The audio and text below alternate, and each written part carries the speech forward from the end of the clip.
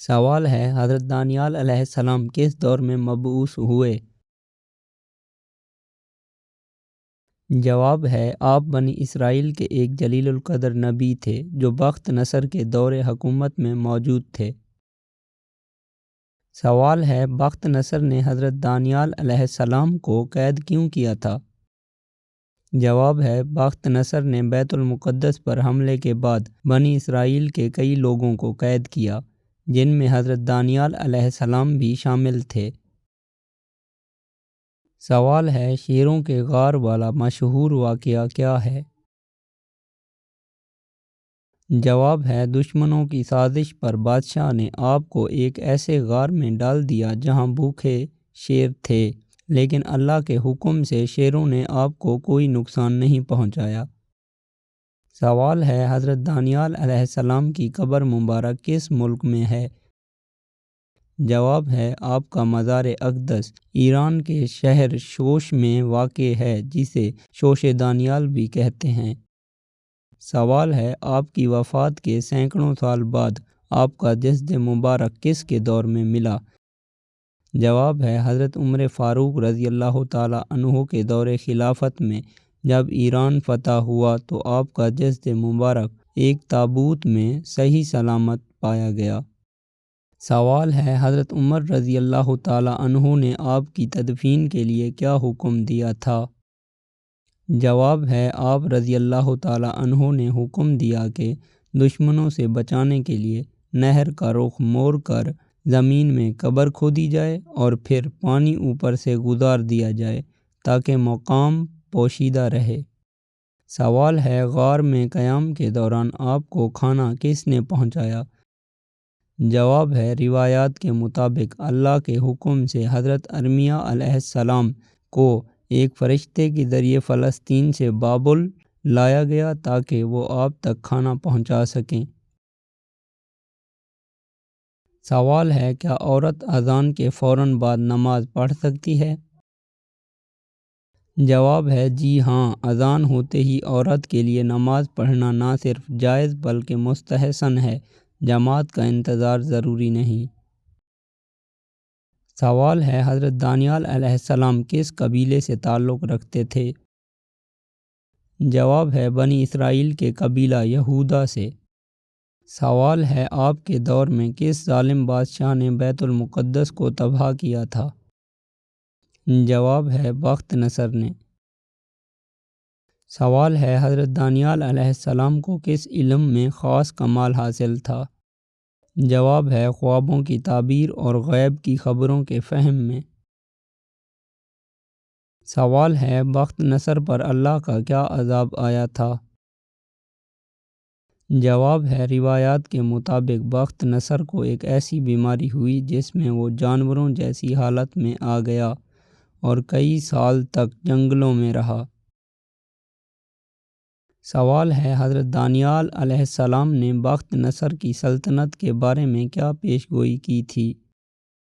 جواب ہے آپ نے بتایا تھا کہ اس کی سلطنت ٹکڑے ٹکڑے ہو جائے گی اور اس کے بعد دوسری طاقتیں فارس و یونان غلبہ حاصل کریں گی۔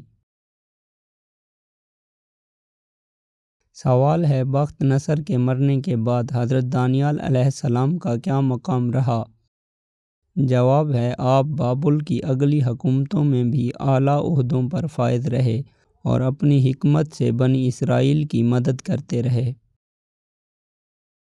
سوال ہے بخت نصر نے خواب میں جو بڑا بت مجسمہ دیکھا تھا وہ کن دھاتوں سے بنا تھا؟ جواب ہے اس کا سر سونے کا، سینہ اور بازو چاندی کے، پیٹ اور رانیں تانبے کی، ٹانگیں لوہے کی اور پاؤں مٹی اور لوہے کے ملے جلے تھے۔ سوال ہے خواب میں اس بت کو کس چیز نے تباہ کیا تھا؟ جواب ہے ایک پتھر غیب سے آیا اور اس نے بت کے کمزور پاؤں، مٹی اور لوہے والے حصے پر ضرب لگائی جس سے پورا بت ریزہ ریزہ ہو گیا۔ سوال ہے حضرت دانیال علیہ السلام نے اس پتھر کی کیا تعبیر بیان فرمائی؟ جواب ہے آپ علیہ السلام نے بتایا کہ وہ پتھر اللہ کی بادشاہت دین حق ہے جو تمام انسانی سلطنتوں کو ختم کر کے پوری دنیا پر چھا جائے گا۔ سوال ہے، بت کی مختلف دھاتوں سے حضرت دانیال علیہ السلام نے کیا مراد لی تھی؟ جواب ہے، آپ علیہ السلام نے فرمایا کہ یہ آنے والے مختلف ادوار کی حکومتیں ہیں۔ سونا بخت نصر کی سلطنت تھی اور مٹی اور لوہا آخری دور کی کمزور حکومتیں تھیں۔ سوال ہے، بخت نصر کی اس ملکہ کا نام کیا تھا جس کے لیے باغات بنائے گئے؟ جواب ہے، اس کا نام امیتس تھا جو میڈیا موجودہ ایران کا ایک علاقہ کی شہزادی تھی۔ سوال ہے، بخت نصر نے یہ باغات کیوں بنوائے تھے؟ جواب ہے، ملکہ امیتس اپنے وطن کے سرسبز پہاڑوں کو یاد کر کے اداس رہتی تھی۔ اس کی یاد ستانے کو دور کرنے کے لیے یہ مصنوعی پہاڑی باغات بنائے گئے۔ سوال ہے، ان باغات کو معلق کیوں کہا جاتا تھا؟ جواب ہے، یہ باغات ہوا میں لٹکے ہوئے نہیں تھے بلکہ سیڑھی نما چبوتروں پر بنائے گئے تھے، جس کی وجہ سے دور سے دیکھنے میں ایسا لگتا تھا جیسے درخت ہوا میں معلق ہیں۔ سوال ہے، ان باغات کی آب پاشی کے لیے کیا انتظام کیا گیا تھا؟ جواب ہے، دریائے فرات سے پانی کو مشینی نظام کے ذریعے اوپر پہنچایا جاتا تھا تاکہ مصنوعی بلندی پر موجود پودوں کو سیراب کیا جا سکے۔ سوال ہے، کیا یہ باغات آج بھی موجود ہیں؟ جواب ہے، جی نہیں، یہ باغات وقت کے ساتھ اور جنگوں کی وجہ سے تباہ ہو گئے۔ اب صرف عراق میں ان کے آثار اور قدیم کتابوں میں تذکرہ ملتا ہے۔ سوال ہے، ان باغات کو دنیا کے 7 عجائبات میں کیا مقام حاصل ہے؟